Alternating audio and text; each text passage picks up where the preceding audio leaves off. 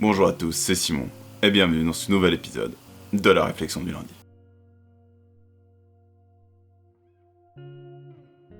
J'ai 27 ans, je vis encore chez mes parents, j'ai pas le permis, pas de boulot, j'ai jamais eu de copine, et demander mon chemin dans la rue, c'est plus compliqué que d'escalader l'Everest. Alors que la plupart de mes potes sont indépendants financièrement, ont un studio ou un appartement, et n'ont pas de problème avec la communication. Je suis vraiment une merde. J'arrête pas de me dire cette phrase et faut pas. Faut pas parce que c'est destructeur. Et je sais que je suis pas le seul à me répéter cette phrase. La question c'est pourquoi est-ce qu'on se dit cette phrase? Pourquoi est-ce qu'on entend cette petite voix dans notre tête qui nous dit ça? Et est-ce qu'on est vraiment responsable d'entendre cette petite voix? En partie, oui, mais pas entièrement. L'augmentation de la population et l'hyperconnectivité en sont aussi responsables. Prenons un exemple. On a ce peintre dans ce petit village, les gens lui demandent différentes toiles, bref, tout va bien. Maintenant, prenons ce même peintre, mais à Paris. Il va devoir redoubler d'efforts et redoubler d'excellence pour se démarquer de la masse de peintres à Paris, et pour pouvoir être reconnu, et pour pouvoir survivre en quelque sorte. Et c'est encore pire maintenant avec Internet et cette hyperconnectivité, c'est qu'on est constamment exposé à l'excellence. Et l'échelle de la réussite devient de plus en plus verticale, et ça devient de plus en plus compliqué de sortir du lot, en fait. Il n'y a qu'à voir les offres d'emploi qui sont de plus en plus exigeantes et qui demandent les connaissances de toute une équipe IT. Avec ces exigences qui sont toujours et toujours plus hautes, je trouve pas étonnant que la dépression est de plus en plus en augmentation. Alors, comment faire pour garder le moral et pas sombrer? Comment faire pour continuer à donner le meilleur de soi-même quand on voit que le niveau d'exigence demandé est seulement atteignable par moins d'1% de la population? Comment faire pour garder le moral alors que même quand on donne le maximum de nous, on reçoit que très peu d'encouragement? On est tous comme ça, on a tous des doutes. C'est pas le fait que j'ose prendre ma caméra et me filmer face caméra et que j'ai plus de confiance en moi qu'un autre. C'est même carrément le contraire finalement. Mais qui nous dit que vivre à 27 ans encore au crochet de ses parents, c'est qu'on n'est pas assez bien? Pourquoi on a cette petite voix qui nous trotte dans la tête et qui continuellement nous rabaisse vers le bas? Pourquoi elle ne nous tirerait pas plutôt vers le haut? C'est à croire que cette petite voix, elle nous dicte une façon de vivre notre vie, et si on n'est pas capable de suivre ce qu'elle nous dit de faire, on est une merde. En fait, faudrait voir la vie comme un énorme plateau avec différents jeux. Et c'est nous qui choisissons à quel jeu on a envie de jouer, quelle énergie on a envie de mettre, et aussi quelle stratégie on a envie de déployer sur le différent jeu, enfin sur le jeu en question auquel on est en train de jouer. Prenons un exemple. Ces derniers temps, j'ai un petit peu joué à Call of Duty Warzone avec un pote, et on a bien aimé le type de jeu argent sale, où le but c'est de récolter $1 million avant tout le monde. Et on s'est rendu compte qu'il y avait au fait plusieurs techniques pour remporter la partie. La première était d'éviter le conflit et d'essayer de récolter le plus d'argent le plus vite possible.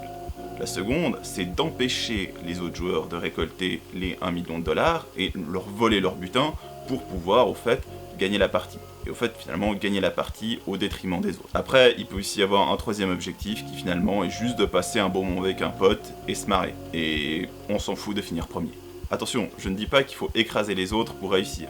Non, c'est juste une façon imagée pour illustrer que finalement, on est libre de nos choix et qu'on est libre de choisir notre stratégie qu'on a envie de déployer dans notre vie. On est libre de nos objectifs et on est libre de choisir comment on a envie de gagner la partie. Et si le jeu ne nous convient pas, si les objectifs ne nous conviennent pas, rien ne nous empêche de changer de jeu puis de retourner sur Tetris avec notre Game Boy. Par exemple, personnellement, je ne compte pas fonder une famille. Tout simplement parce que je suis quelqu'un qui aime relativement la solitude. Et là, vous pourrez me dire, ouais, mais pourtant au début de la vidéo, tu disais, j'ai pas de copine, je suis une merde. Pourquoi est-ce que je faisais cette analogie entre pas avoir de copine, se sentir une merde? Eh bien, c'est simple, c'est le fait de voir tous mes potes en couple qui me faisaient me dire, mais qu'est-ce qui cloche chez moi?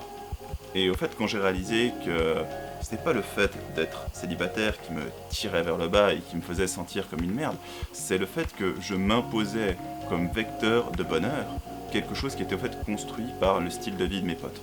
Du coup, qu'est-ce que j'ai fait? J'ai quitté la partie et j'en ai rejoint une autre. Et si aucune partie ne vous plaît, qu'est-ce qui vous empêche d'en créer une vous-même, avec vos règles, avec vos objectifs?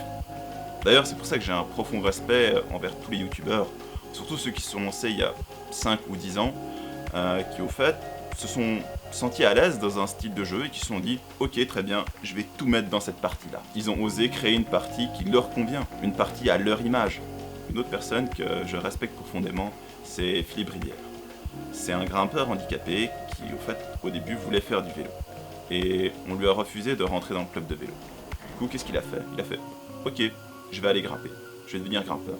Et maintenant, il est médaillé olympique d'Andy Grimpe. Il a aussi dit une phrase qui me plaît énormément. Il a dit, je suis pas Brad Pitt, je suis juste Philippe. Et cette personne, elle est vraiment incroyable parce qu'elle a une humilité et une acceptation de ce qu'elle est, et elle est très heureuse avec ce qu'elle est. Et je trouve ça juste incroyable parce qu'actuellement, on veut toujours plus, alors que lui, il dit, ouais, je suis handicapé, oui, je ressemble pas à Brad Pitt, mais je suis heureux. Et c'est l'essentiel. Et ce que je veux dire avec tout ça, c'est qu'il faut arrêter de se comparer aux autres et de se rabaisser continuellement parce qu'on n'est pas comme un tel. Non, ce qu'il faudrait plutôt faire, c'est de se comparer, soit, chaque soir, à la personne qu'on était le matin. Et il faut contempler le monde à notre manière. Le monde a une manière qui nous est propre à nous, et pas à celle des autres. Et si vous entendez cette petite voix qui vous dit « t'es pas assez bien », essayez de rentrer en négociation avec elle. Essayez de rentrer en négociation un peu comme, vous négociez avec un pote. Admettons, vous avez un ami qui a envie de vous mettre au sport. Je prends souvent l'exemple du sport parce que c'est un domaine que je connais relativement bien. Donc admettons, vous avez cet ami qui a envie de vous mettre au sport. Et il vous propose d'aller courir. Alors, plutôt que de refuser, acceptez et dites, ok, très bien, mais on va à mon rythme. Limite, au lieu de courir, on va faire de la marche rapide. Commencez par nettoyer la casserole sale avant de nettoyer l'entièreté de votre appartement, de réparer les chaises de jardin et de réparer le pommeau de douche. Marquez des points dans les jeux auxquels vous jouez, même si c'est 1 point sur 100. Marquez des points, jeu après jeu, centimètre par centimètre. Et c'est l'addition de tous ces centimètres qui fera la différence entre gagner et perdre. Battez-vous pour ce centimètre. Et dites-vous, ce soir, j'ai envie que ma vie soit un tout petit peu meilleure que ce matin. Et si vous n'y arrivez pas, faites un planning. Dédiez 20 minutes de votre vie pour quelque chose qui vous fera vous dire je suis une meilleure personne ce soir. Et surtout, comparez vos résultats à vous-même. Comparez vos résultats à la personne que vous étiez hier, à la personne que vous étiez ce matin. Ne vous comparez pas aux autres. Allez, courage, prenez soin de vous. Ciao.